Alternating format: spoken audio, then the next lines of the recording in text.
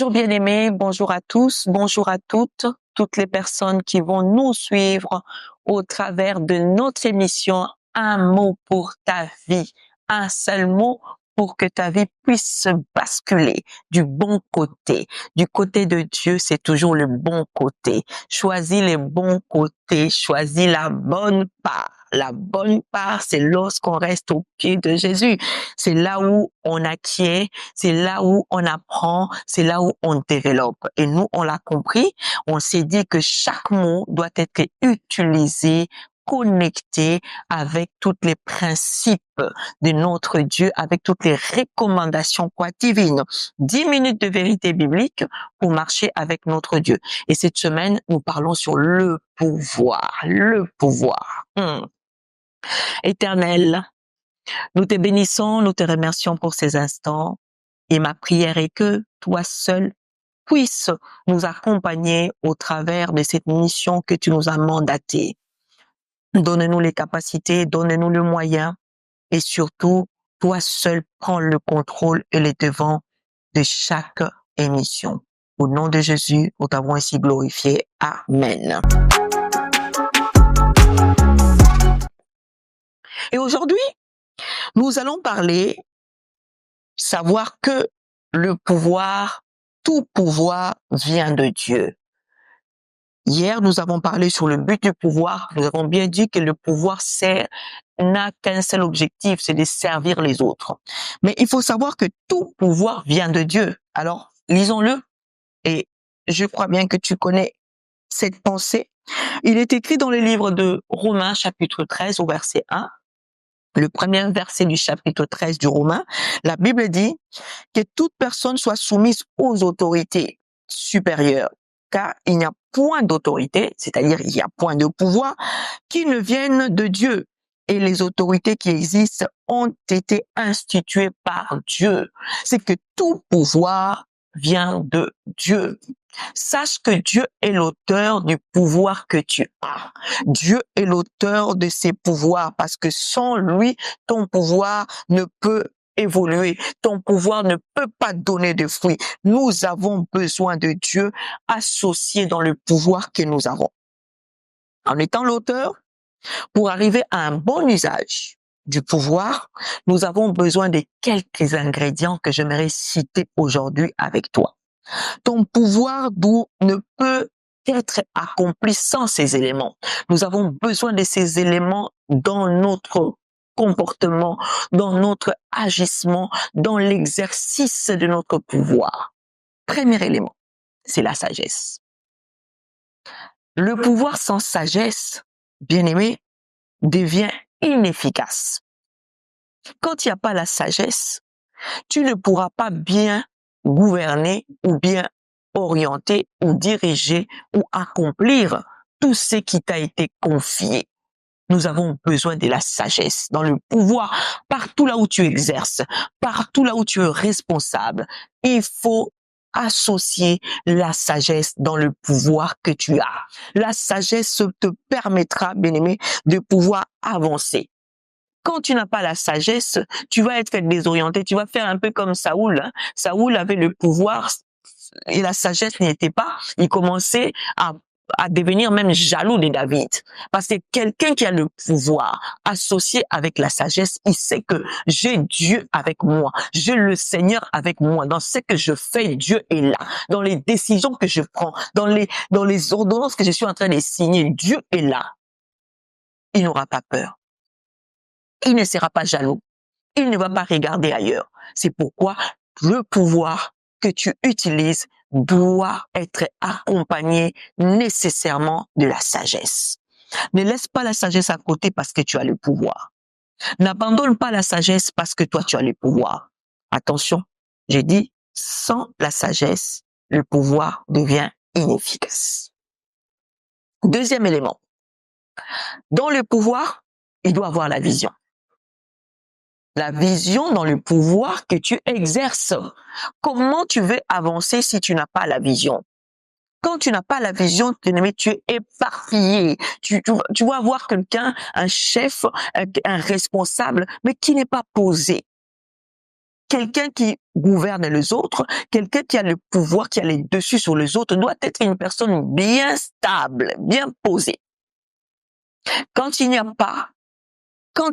pas sa vision, tu vas voir un dirigeant qui est maintenant conduit par les personnes qui de lui a été confié de les orienter. Ça change. Au lieu que ce soit toi qui diriges ces personnes, au lieu que ce soit toi qui oriente ces personnes, tu verras que ces personnes vont commencer à te diriger, à te dire non, tu vois, on doit faire ci, on doit faire ça, parce que toi, tu n'as pas la vision. Toute personne qui a le pouvoir doit marcher avec une vision, de peur que tu deviennes une personne qu'on est en train de manipuler de leur gré. Ils te manipulent comme ils veulent. La manipulation rentre lorsqu'il n'y a pas la vision. Parce que la vision est censée de t'apporter la direction où tu amènes les gens qui te sont confiés. Nous avons besoin de la vision. C'est un élément capital dans la conduite. Dans cette autorité qui vient de Dieu, nous avons besoin de ces éléments. C'est aussi, troisième élément, c'est le sens de la responsabilité. Il y a les gens qui ont le pouvoir, mais qui n'ont pas le sens de la responsabilité. Tu te poses la question, comment cette personne est arrivée là? Tu te poses la question, comment cette personne arrive à diriger les autres? Comment cette personne parle qu'il a le pouvoir, mais le sens de la responsabilité n'est pas là. Et quand on n'a pas le sens de la responsabilité, c'est le déséquilibre total. Le déséquilibre total de la société que tu diriges, de l'église que tu diriges, des gens que tu orientes. Il faut avoir le sens de la responsabilité. Qui dit le sens de la responsabilité est responsable, assume que ça soit ses erreurs, que ça soit ses réussites. Il assume. Il assume. C'est quelqu'un qui est à l'écoute. C'est quelqu'un qui sait orienter. C'est quelqu'un qui sait trancher. C'est quelqu'un qui sait apporter quelque chose pour les autres. Comment toi, tu as le pouvoir, mais tu n'as rien apporté aux autres? Parce que tu n'as pas le sens de la responsabilité.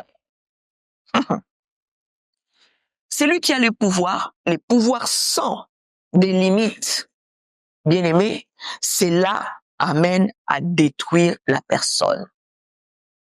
Quand tu as le pouvoir, il faut aussi avoir des limites. Des limites dans ton temps. Des limites pour ne pas détruire la personne, le non-respect du temps. Vous savez, il y a d'autres personnes, lorsqu'il a le pouvoir, il n'arrive plus à contrôler les temps, son temps ni les temps des autres. Parce qu'il a le pouvoir, il peut demander à une mère de famille, toi, tu dois travailler jusqu'à temps. Parce qu'il a le pouvoir. Il est en train d'abuser du temps des autres. Il est en train de détruire les autres. Il n'a plus de limites.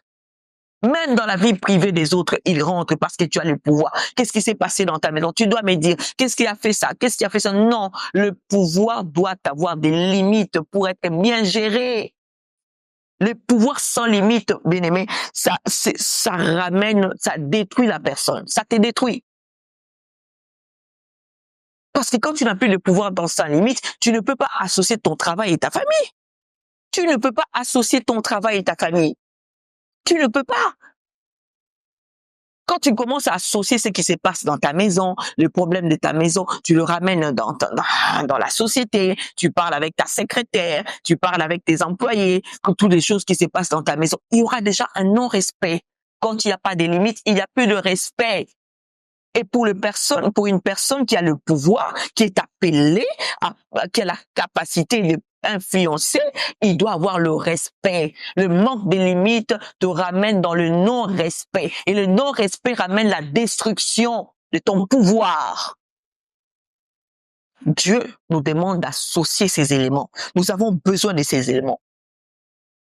Dernier élément, c'est la justice et l'amour. Le pouvoir sans la justice et l'amour devient faible et hypocrite. Faible et hypocrite. Nous devons dans le pouvoir associer la justice. Quelqu'un qui a le pouvoir doit être juste. Ce n'est pas parce que ça c'est mon frère de sang que je dois les privilégier dans la responsabilité qu'on m'a confiée. C'est pas parce que ça c'est la copine de la copine de la copine que je dois privilégier. Non, tu dois être juste et tu dois aussi avoir de l'amour. L'amour pour pouvoir trancher avec efficacité et avec droiture. Waouh! Nous sommes arrivés à la fin de notre séance d'aujourd'hui. Je suis obligée de m'arrêter là. N'oublie pas de partager, de t'abonner, de liker, de mettre des commentaires. L'Éternel se souviendra de toi et de permettre aussi à nombreuses personnes qui ne connaissent pas de pouvoir suivre ton émission préférée, Un mot pour ta vie. De ma part, je vous souhaite une excellente soirée ou encore une excellente journée. Tout dépend de l'heure à laquelle tu vas nous suivre. Shalom chez toi.